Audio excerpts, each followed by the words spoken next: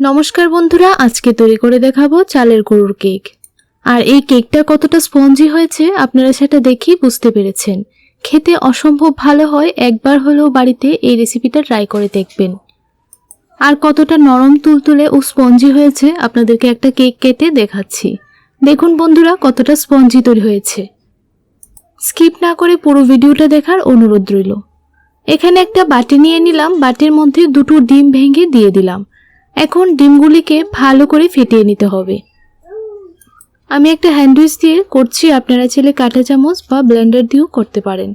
5 থেকে 7 মিনিট এইভাবে ফেটিয়ে নেব, ডিমটা যেন একটা ফোমে তৈরি হয়ে যায়।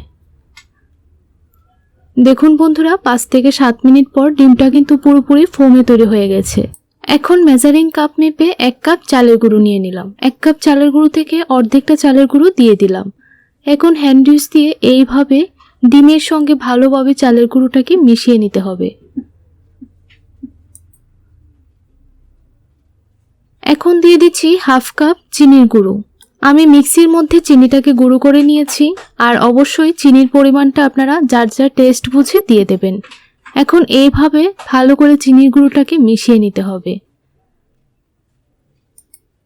আমি কিন্তু মাঝখানে অল্প একটু এলাচ গুঁড়ো দিয়েছিলাম, কোনো কারণে ভিডিও ক্লিপটা ডিলিট হয়ে গেছে। আপনারা চাইলে এখানে ভ্যানিলা এসেন্সও দিতে পারেন। এখন 2 টেবিল স্পুন দিয়ে দিলাম সাদা তেল, আর 1 চামচ দিয়ে দিলাম বেকিং পাউডার। এখন ভালো করে সবগুলো উপকরণ এইভাবে মিশিয়ে নিলাম। দেখুন একটা স্মুথ ব্যাটার তৈরি হয়ে গেছে। এখন ব্যাটারটাকে একটা সাইড করে রেখে দেব।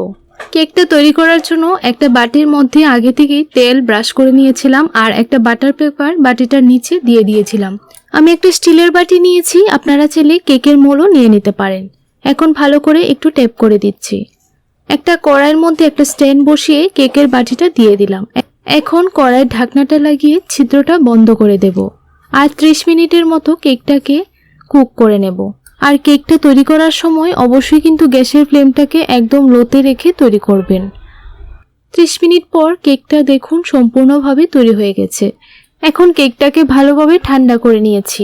এখন সাইড থেকে চাকু দিয়ে এভাবে কেকটাকে আনমোল্ড করে নিচ্ছি, তাহলে কিন্তু কেকটা খুব সহজেই আনমোল্ড হয়ে যাবে।